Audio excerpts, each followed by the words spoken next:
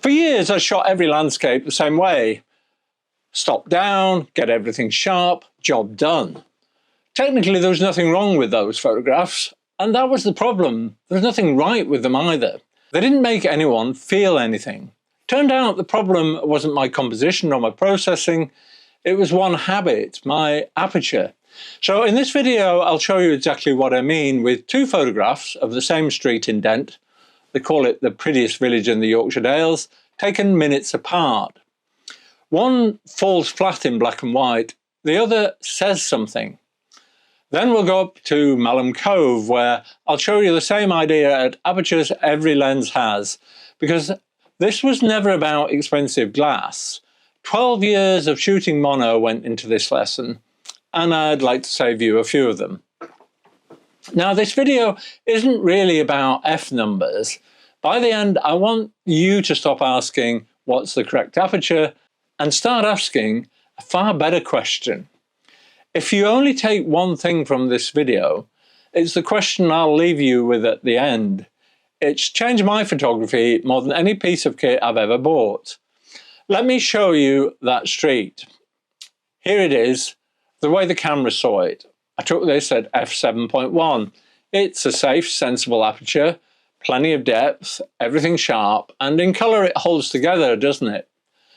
Then doing what Dent does, the whitewashed cottages, the cobbles, the green fell behind. Your eye finds its way around because the colour is doing the sorting for you. Now watch what happens when the colour goes.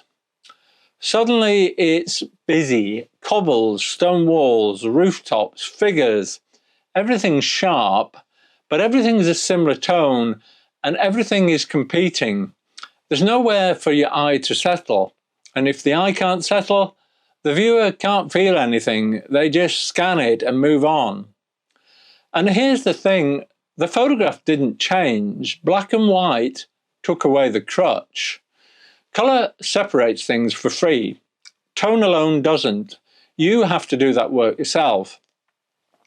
Now, by the way, if this idea of seeing in black and white rather than just converting to it is new to you, it's exactly what my free ebook is about, the art of intentional black and white photography. The link's in the description whenever you want it. But stay with me first, because this next photograph is the moment the whole thing clicked for me. Same street, same afternoon, same spot. One change, I opened up to f1.2. Look where your eye goes now. The cobbles in front of you melt away. The buildings soften into tone, and you're left with the figures walking away from you up the street. It feels quieter, doesn't it? A little wistful even. People heading home through an old village on an ordinary afternoon. That feeling was always there on that street. The first photograph buried it under detail. This one lets you have it. Nothing else changed. Not the light, not the location, not the camera. One decision about depth of field, and the photograph goes from describing a place to letting you feel it. Now I shot that at f1.2 on a lens that costs more than my first car. And if you're thinking, well, that's easy for you, Richard, stay with me because the next part is for you. Let's go somewhere a bit wilder. This is the limestone pavement above Malham Cove.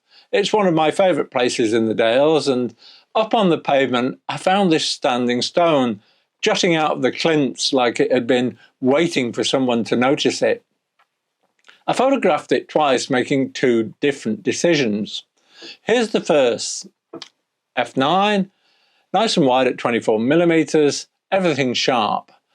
The pavement at my feet, the stone, the hills, the sky. The stone belongs to the landscape, it's one element among many, and the photograph feels open and matter of fact. Here's the second.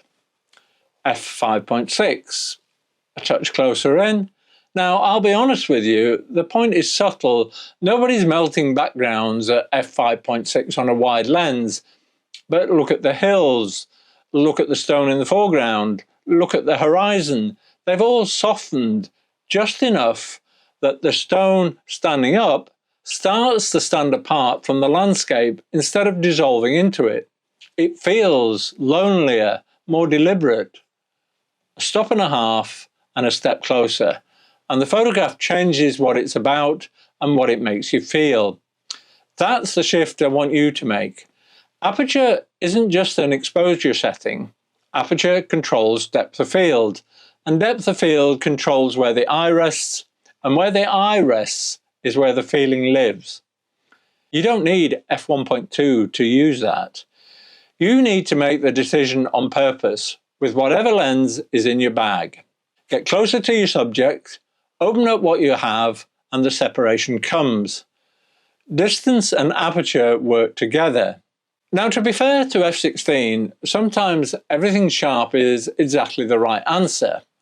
That wide shot of the cove earlier, f9, and rightly so, it's a photograph about a whole landscape, near to far. And the openness is the feeling. When depth is the subject, stop down. My point isn't that deep focus is wrong. It's that reaching for it out of habit means you never asked the question. So is your aperture ruining your black and white landscapes? If you've been setting it by reflex, then honestly, probably yes. Not because f11 or f16 are bad numbers, because a reflex isn't a decision. I spent years with technically perfect, quietly disappointing photographs. Everything sharp, nothing said. What changed my work wasn't a new camera or a new location. It was starting to choose my depth of field the way I'd choose a composition, deliberately, every frame. And you've seen the proof today, the same street, the same stone, transformed by one decision.